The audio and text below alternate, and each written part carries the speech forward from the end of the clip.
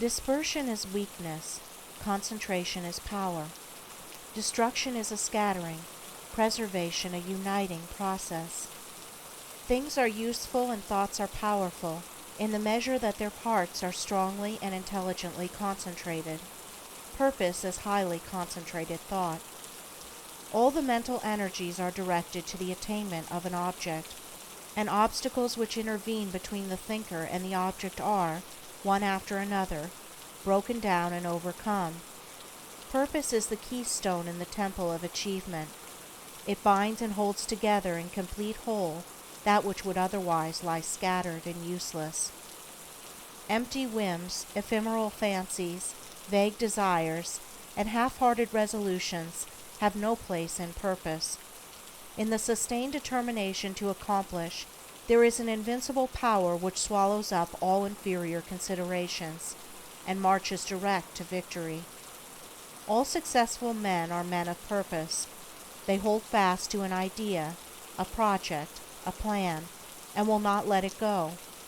They cherish it, brood upon it, tend and develop it, and when assailed by difficulties, they refuse to be beguiled into surrender. Indeed, the intensity of the purpose increases with the growing magnitude of the obstacles encountered. The men who have molded the destinies of humanity have been mighty men of purpose.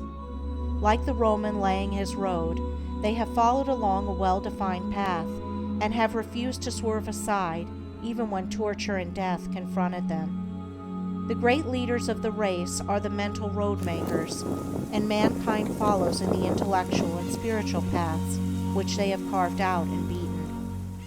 Great is the power of purpose. To know how great, let a man study it in the lives of those whose influence has shaped the ends of nations and directed the destinies of the world. In an Alexander, a Caesar, or a Napoleon, we see the power of purpose when it is directed in worldly and personal channels. In a Confucius, a Buddha, or a Christ, we perceive its vaster power when its course is along heavenly and impersonal paths. Purpose goes with intelligence. There are lesser and greater purposes according with degrees of intelligence. A great mind will always be great of purpose. A weak intelligence will be without purpose. A drifting mind argues a measure of undevelopment. What can resist an unshakable purpose? What can stand against it or turn it aside? Inert matter yields to a living force, and circumstance succumbs to the power of purpose.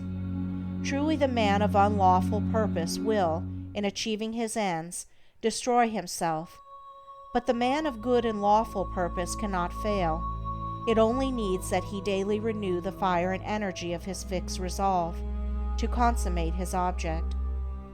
The weak man, who grieves because he is misunderstood, will not greatly achieve. The vain man, who steps aside from his resolve in order to please others and gain their approbation, will not highly achieve. The double-minded man, who thinks to compromise his purpose, will fail.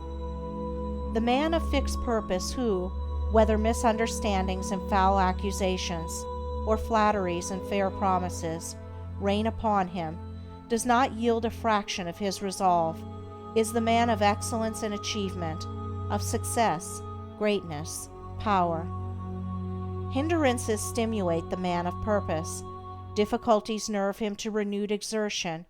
Mistakes, losses, pains do not subdue him, and failures are steps in the ladder of success, for he is ever conscious of the certainty of final achievement. All things at last yield to the silent, irresistible, all-conquering energy of purpose. Out of the night that covers me, black as the pit from pole to pole, I thank whatever gods may be for my unconquerable soul. In the fell clutch of circumstance, I have not whined nor cried aloud. Under the bludgeoning of chance, my head is bloody but unbowed.